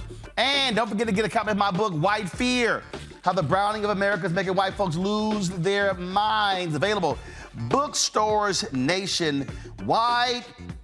Ben Bella Books, Amazon, Barnes & Noble, IndieBound, Bookshop, Chapters, Books A Million, Target, and of course, for those of you who have issues you don't want to read, you can always, of course, get the audio version. Yes, I read the audio version. It's on Audible. So please check that out. And speaking of that, Friday, of course, Friday we're going to be in Atlanta. There's the gospel concert taking place on Friday. Guys, no, that's not it. No, the gospel concert, McDonald's gospel concert. If y'all could pull that up, please, on Friday. If y'all have that. If not, nope, that's not it right there, y'all. It's the gospel. All right, so the gospel concert taking place on Friday. New Birth Missionary Baptist Church. Of course, the McDonald's Inspiration Gospel Tour. But on Sunday, I'm going to be back at New Birth for a book signing for my book, White Fear, with Pastor Jamal Bryant. Y'all go to it now on my iPad. Let's go to it. On my iPad. There you go. All right. So I'm going to be at New Birth on Sunday. Signing copies of my book, White Fear. So look forward to being there. 9:30 a.m. Sunday, New Birth. So again, Friday, the gospel concert with McDonald's. Sunday, the book signing there. It is homecoming weekend for Clark Atlanta, and looking forward to be a part of the festivities. I'll be right back. On A Balanced Life with me, Dr. Jackie. Being of service to others is one of the greatest callings in life. But being there for someone else in their time of crisis is a whole new level, and you have to bring courage, commitment, and strength. On our next show, we meet two real-life angels who were thrust in the midst of caregiving and without warning. And he was looking strange and couldn't cut his meat. And it was very odd. And I said, well, what's wrong? And he says, I think I've had a stroke. And so, of course, it scared me. And we literally got in the car and he walked into the hospital on a Thursday. And by Saturday of that same week, he lost all control of his left side. The blessings, the challenges, and the way they maintain their balance, all next on A Balanced Life on Black Star Network.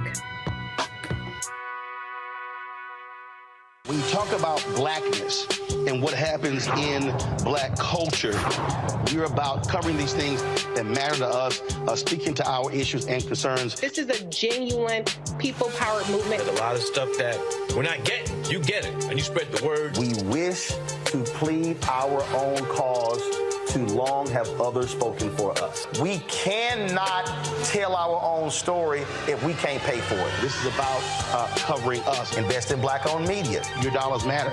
We don't have to keep asking them to cover our stuff. So please support us in what we do, folks. We want to hit 2,000 people, $50 this month, raise $100,000. We're behind 100,000, so we want to hit that. Y'all money makes this possible. Check some money orders. Go to P.O. Box 57196, Washington, D.C. 20037-0196. The Cash App is $RM Unfiltered. PayPal is R Martin Unfiltered. Venmo is RM Unfiltered. Zelle is Roland at RolandSMartin.com. Me, Sherry Shepard, and you know what you're watching, Roland Martin Unfiltered.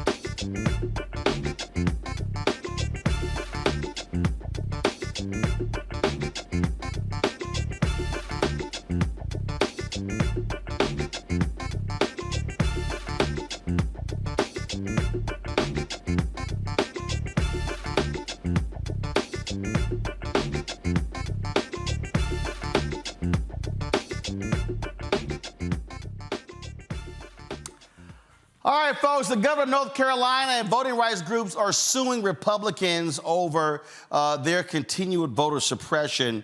Governor Roy Cooper filed a lawsuit over a measure that eliminates his authority to pick election board members, while voting rights groups filed another lawsuit challenging the law's provisions that discourage young people from voting. Cooper said the board changes, which will take effect January 1st, do not align with the state constitution and state Supreme Court rulings of the 2010s that give the governor control over executive agencies to carry out law. State voters also rejected a 2018 referendum giving lawmakers more say over the election board's composition. Republican-controlled General Assembly overrode Cooper's vetoes on both bills last week.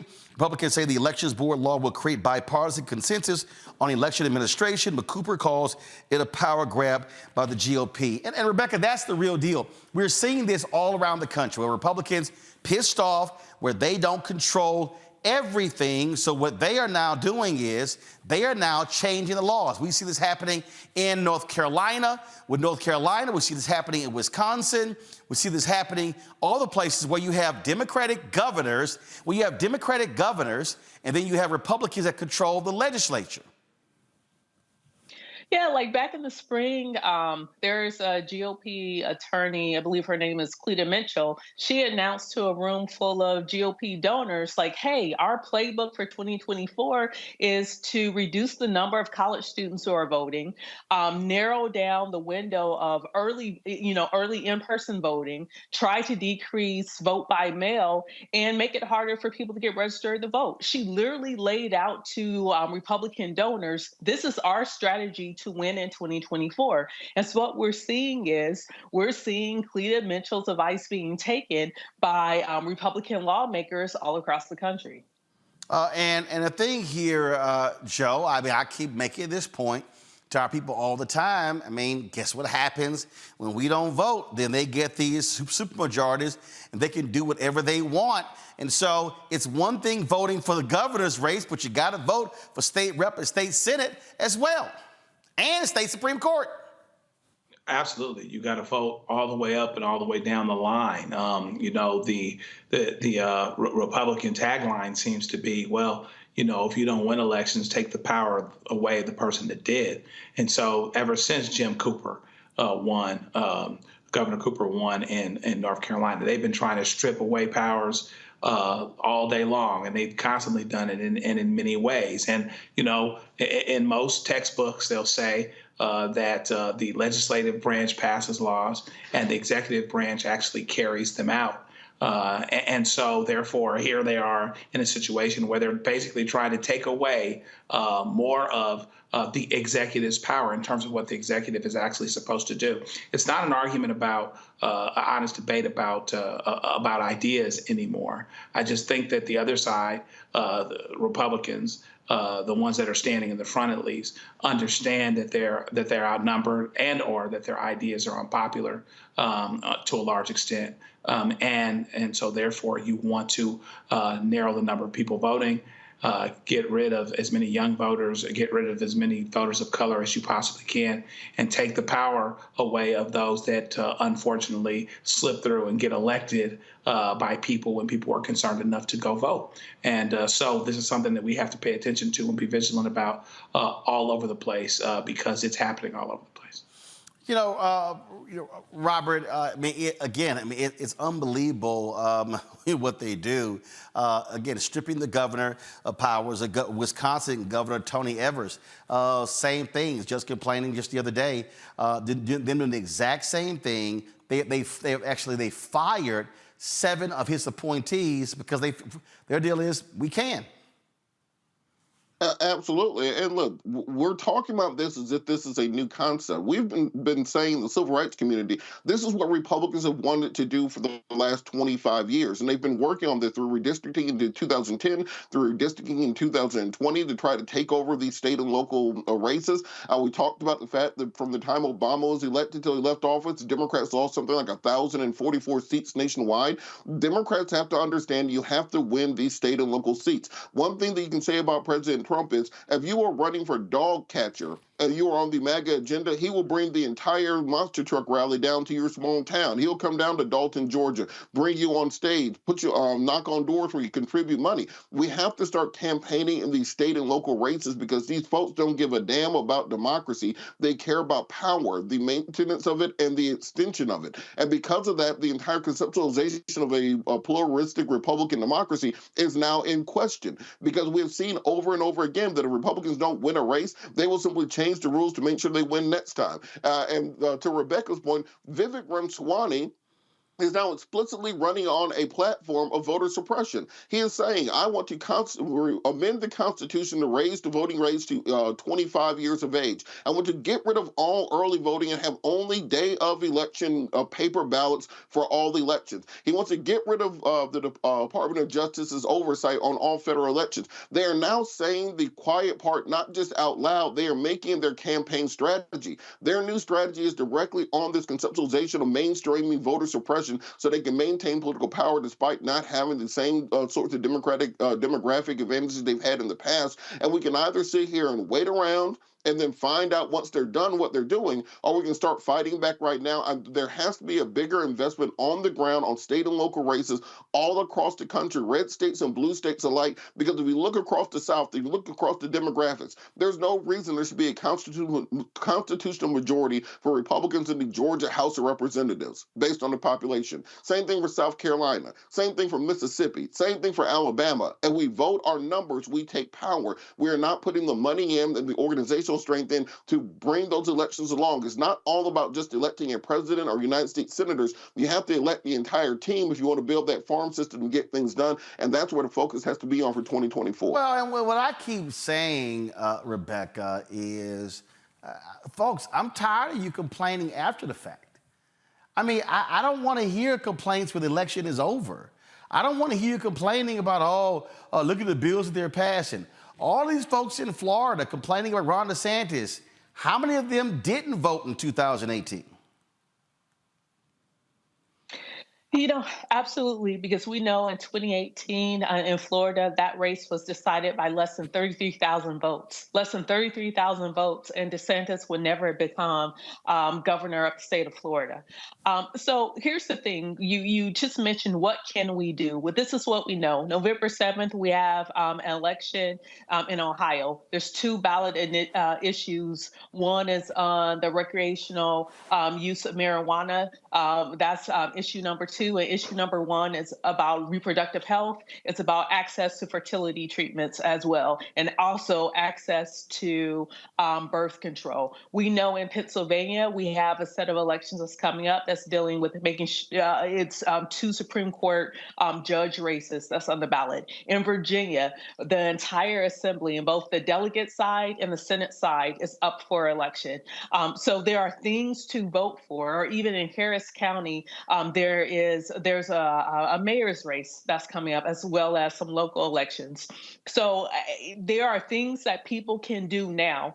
And just like what Robert just said, we have to show up and vote our numbers, because the bottom line, the math is the math.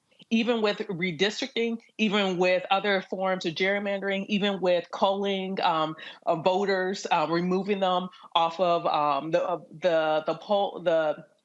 removing them off of the voter rolls. If those of us who are registered to vote actually show up to vote, we actually bring positive change. And that's something that simply no one can take away from us. I want to talk about something else, y'all, that I find to be quite interesting.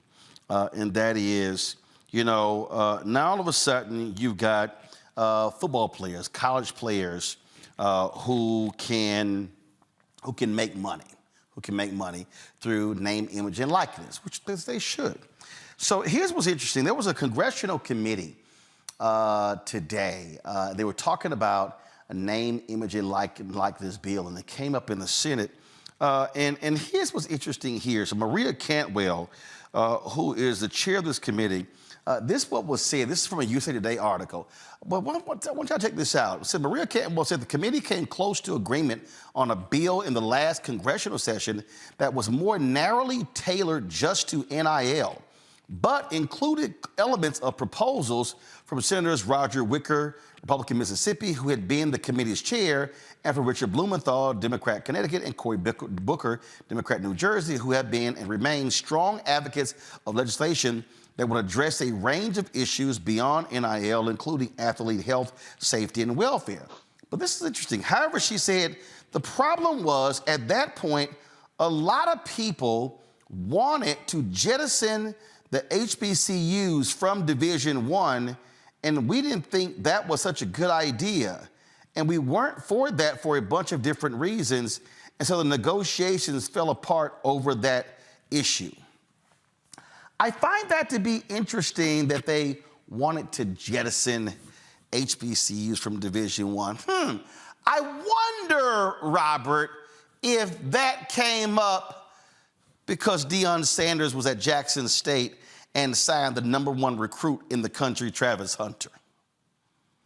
As the prophet Mos Def once said, you start keeping pace, they start switching up the tempo. And that's what we're seeing, that in this case, now there's been a blueprint put in place, and we're seeing people like Eddie George follow that blueprint and revolutionize in his own way. We're seeing Hugh Jackson do the same thing at Jackson State. Now that we're seeing that once you take away Nick Saban and Dabo Swinney's ability to basically pay players and pay an NFL team to come to Alabama or to come to Clemson, etc. Now there's an even playing field. A lot of these coaches are getting exposed. And what we know is that once black players start going to black schools and institutions, and you start making Alabama depend on only having Tyler and Tucker and Jimbo play for them, they won't be able to compete anymore. So they are now taking preemptive legislative action to make sure that never happens. These state schools will be out of business in a couple weeks, in a couple months, if black players start going to HBCUs and they know they have to do something to keep these institutions alive, to keep that money rolling in for boosters and keep that money rolling in for the state. Because what what we've seen for generations are these coaches show up under the guise of recruiting. They buy mama a truck, they buy dad a couple suits, they put a couple $100,000 in a player's pocket, and then they basically have bought their services at university. Well, now I can make the millions I'm actually owed through NIL, so I don't need to get your little stinky booster money. I can actually support my family based on the work that I do and the work that I put in. That scares the hell out of them. Black economic independence is the scariest thing to the establishment of white America. You know, the thing that I find to be interesting about all of these folks, Joe, is, we got to have some legislation, because what they don't like is you got the fact that you take an Angel Reese. Angel Reese just signed with Reebok, okay? Shaq was named the head of basketball at Reebok, so one of the first people he signed was Angel Reese. And then I saw a story where the Caleb Williams, a quarterback at USC, can make more money through NIL deals next year than he could make. And this is crazy. And I think it is crazy. And that should apply to these fools. Because what they're doing is they're screwing black players. They're pissed. They're now pissed because they're making millions. Caleb Williams can make more money at USC next year than he could as a rookie in the NFL. And so now all of a sudden, this is not right. This is not fair. Now, mind you, Joe, the head of the NCAA was making $2 million. He ain't bounced one ball. He ain't thrown no ball, making $2 million. You now have head coaches making, $9 and $10 million. The head coach at Texas A&M, he ain't won shit. Jimbo Fisher, making $9.5 million. He ain't won nothing. Dabo Sweeney at Clemson complaining about name, image, and likeness. But he making almost $10 million. Nick Saban, you got Harbaugh at Michigan. All these cats, they are making crazy amounts of money, but now all of a sudden, we got to regulate this. We got to regulate this. These players, what's going on out here? It's called, here's what I love. I thought Republicans love the free market. We love the free market till them black ball players start getting paid. That's right, and everybody loves a winner. And I forget what school it is. If it's Florida, it's one of the schools in the South. They are planning to build a new stadium.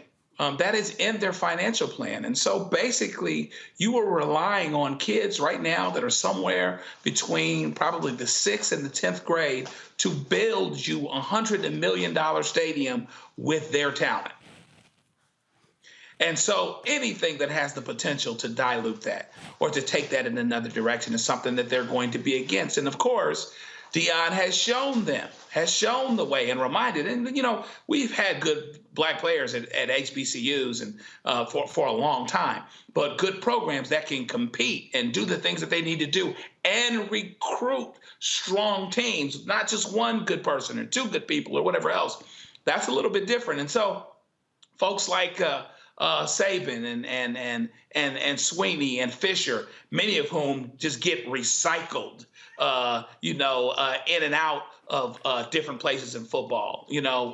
Sarkisian, who's a good coach, but still, perspective is in order on all of this. Once NIL happened and folks could have their hustle be what they needed it to be, now they wanted to look at it differently because it has the potential to affect them negatively. So here we are again.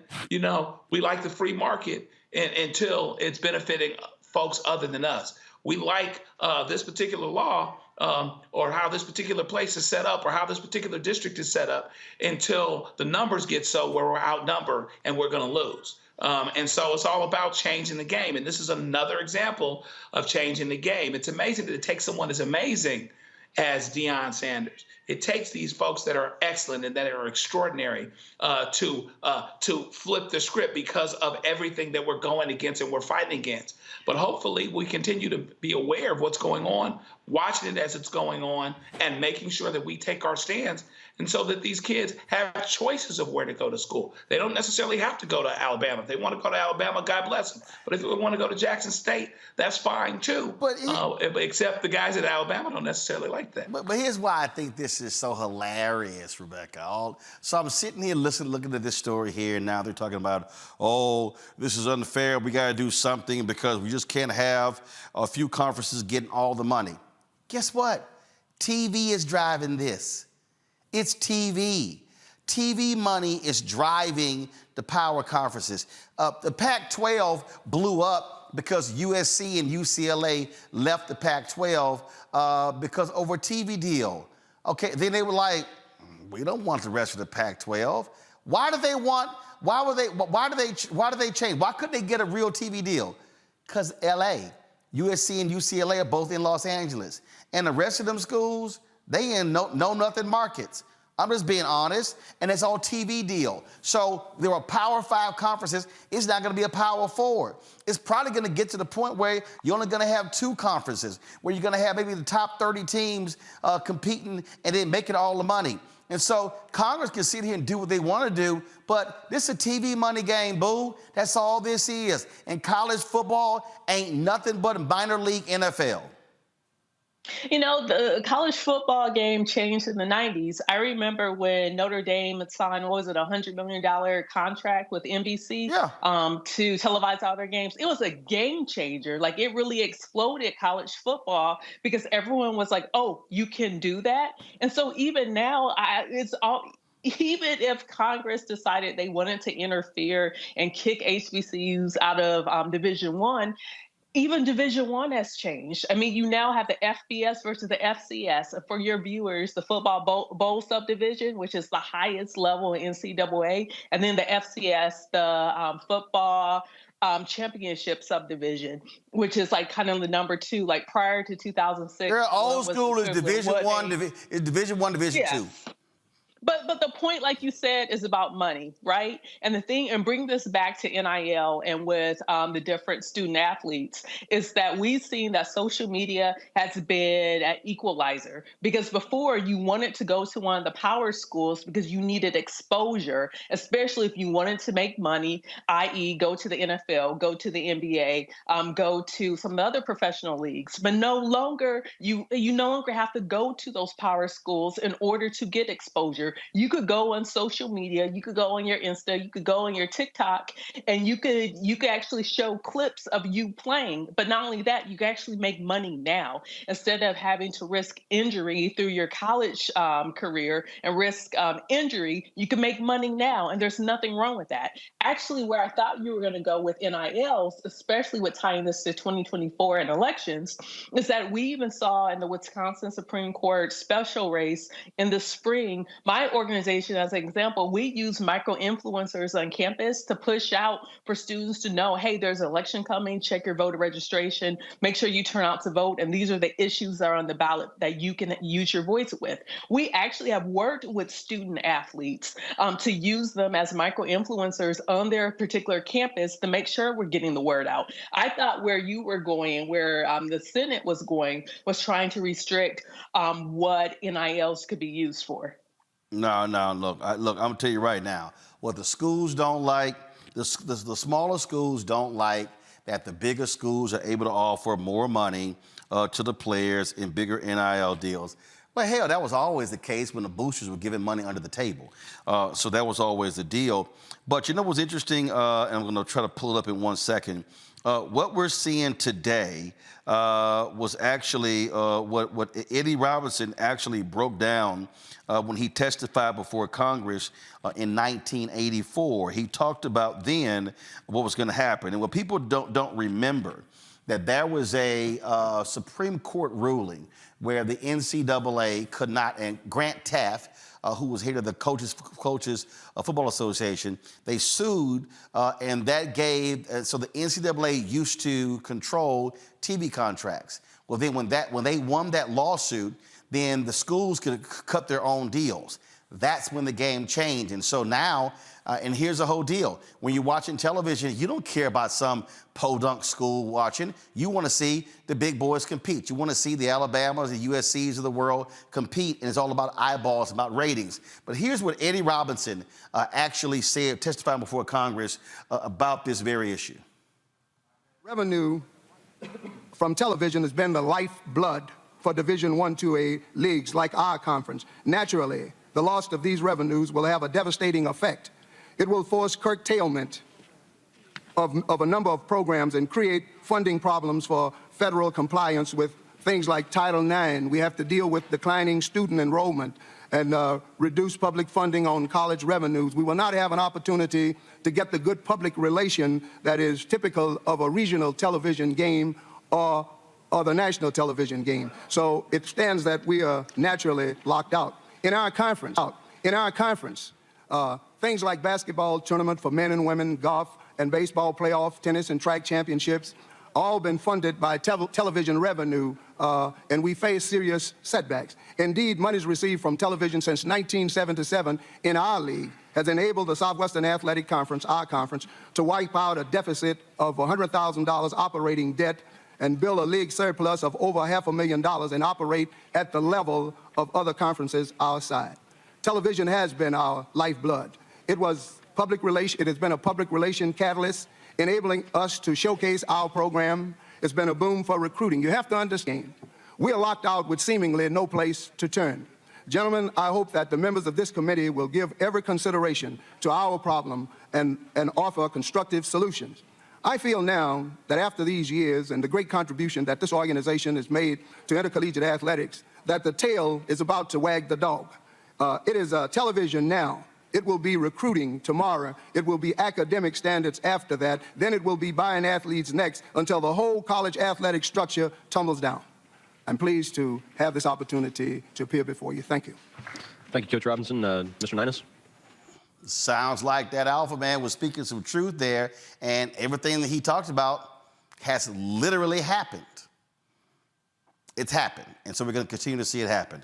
Going to a quick break. We'll be right back. Roland Martin Unfiltered right here on the Black Star Network.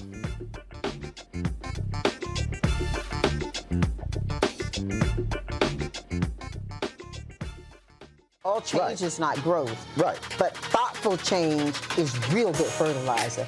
And that's what has been so beneficial to us. But you also were not afraid of the pivot. Well, and I'm a black woman in business. Come on, I don't care how I dress up. I don't care who I'm speaking with. I don't care what part of the world I am in. I still am a black woman in business. Being afraid of the pivot, being fearful of change is not what got me here. Respectful of change. Respectful of pivot, yeah. Fearful? No, no.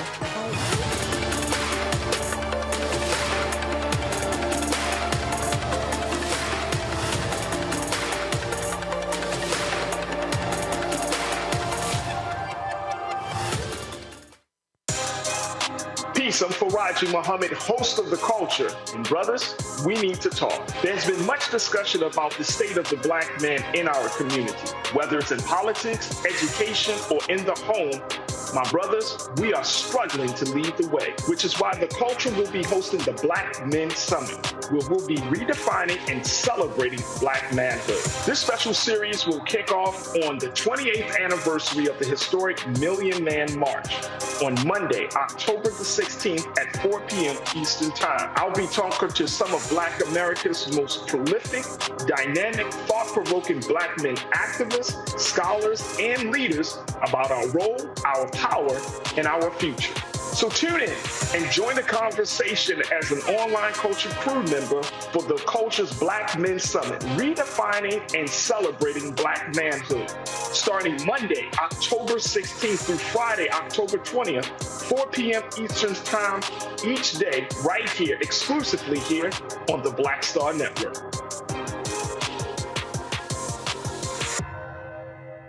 Farquhar, executive producer, Proud Family. You're watching Roland Martin Unfiltered.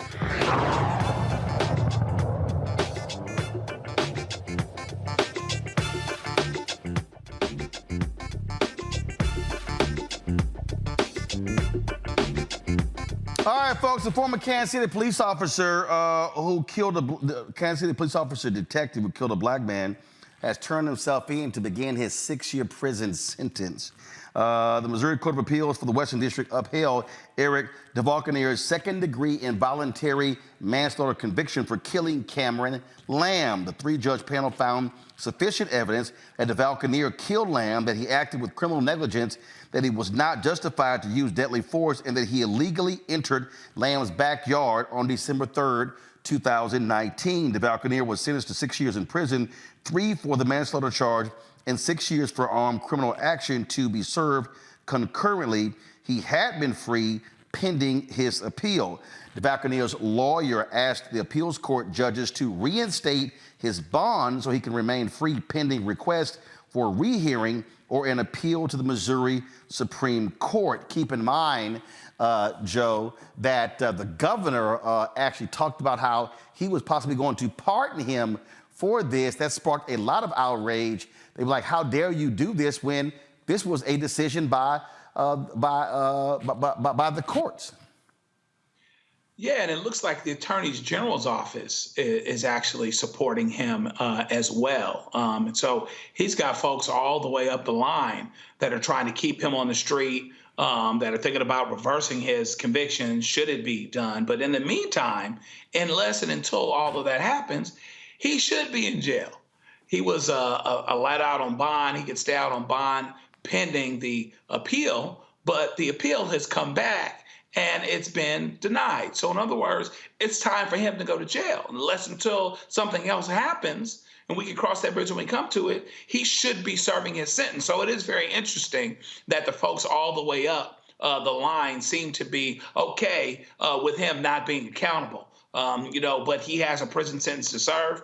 It looks like the right thing that was convicted. In any event, there hasn't been enough of an appeal or successful appeal where there has been some kind of, abuse of discretion or whatever else, so that anything has been overturned. And so, therefore, he should be serving his sentence.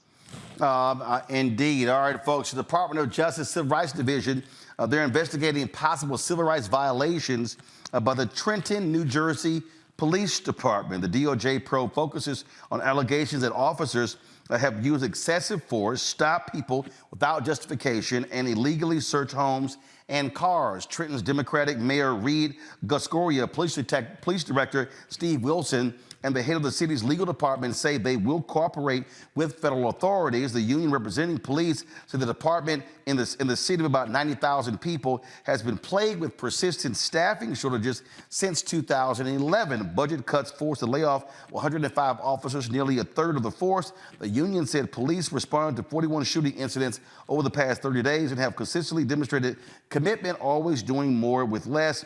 If the federal probe determines the police department has broken federal law, the DOJ can sue to force changes. Last year, the department's Internal Affairs Unit investigated 128 complaints. Only 14 were sustained.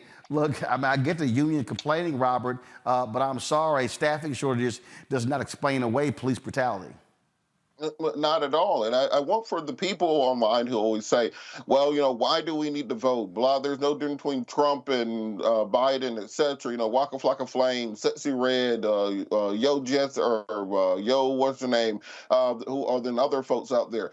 Understand that having a functional Department of Justice and a functional Civil Rights Division makes real changes to policies that affect real people on a daily basis. When Jeff Sessions was the Attorney General, he used the Civil Rights Division to investigate discrimination against white people. When Bill Barr was in there, they used it. They were not enforcing consent decrees. They were not investigating hate crimes against African Americans. Having a functional Civil Rights Division, the Department of Justice, is reason enough for you to get out there and vote. So I understand that there are many Gen Z social media influencers who are saying, well, Donald Trump gave you a free check. Donald Trump gave you PPP loans. Donald Trump let folks out of jail in the hood. These are the things that actually matter. Having a civil rights division that will investigate police killing people in your community and abusing people in African-American communities. That's why voting is so important. It's not just the top line issues. It's the direct issues that affect your communities. I still, Rebecca, don't understand why the Biden administration is not touting all of the great things the DOJ is doing. They're going to have another major decision tomorrow dealing with redlining. So I'm sitting here going, for this administration, you're having wins. You should be touting that, celebrating that. I think that there is a calculation that if they tout too many quote unquote pro-Black things, that is going to erode the number of white folks who are going to turn out and support the Biden administration next November 2024. Now, do I think that calculation? But these wins aren't even pro-Black. No. They're literally throwing in jail wardens and jail officers and correction officers and police officers. And what they're saying is, hey, you know what? And they've given more money to cops, but this is a way to say, this is what we're doing to be effective. But yeah, I think sort of this fear is like, this whole, we want to be tough on crime, but that's only when it comes to offenders and not when it comes to the thuggish cops.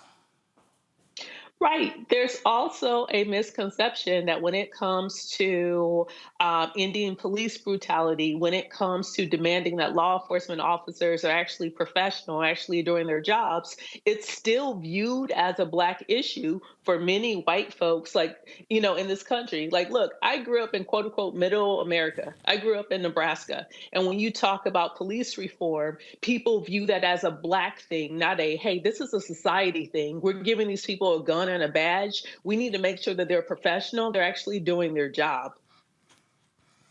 Joe?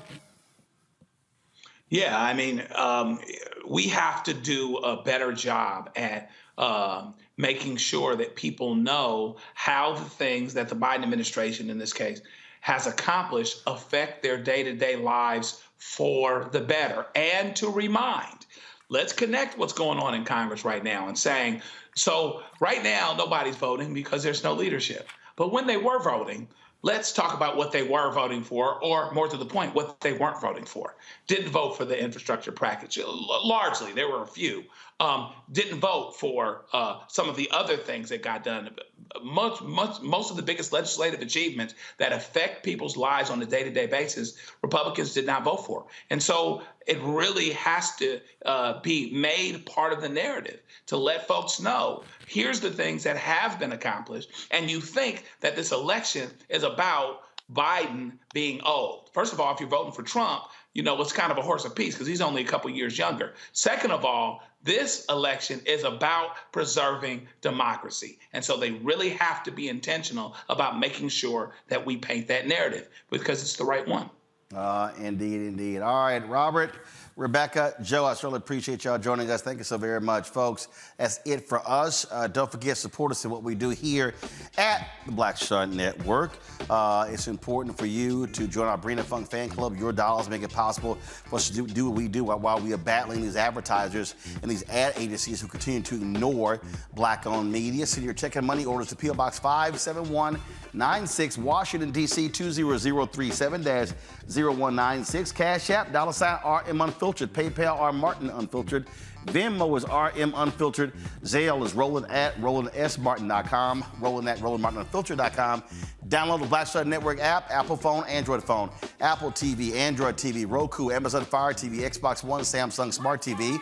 Be sure to get a copy of my book, White Fear, How the Browning of America is Making White Folks Lose Their Minds. Available at bookstores nationwide. Download the audio version on Audible and be sure to check out our 24-hour streaming channel available on multiple platforms, including Amazon News, Plex TV, Amazon Freevee, as well as Amazon Prime Video.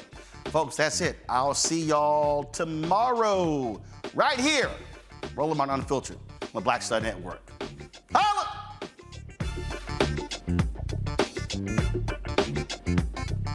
Folks, Black Star Network is here. Hold no punches! I'm real revolutionary right now. Black power. Support this man, Black Media. He makes sure that our stories are told. Thank you for being the voice of Black America, Roland. Stay black. I love y'all. All momentum we have now, we have to keep this going. The video looks phenomenal. See, this difference between Black Star Network and Black-owned media and something like CNN. You can't be Black-owned media and be scared. It's time to be smart. Bring your eyeballs home. You dig?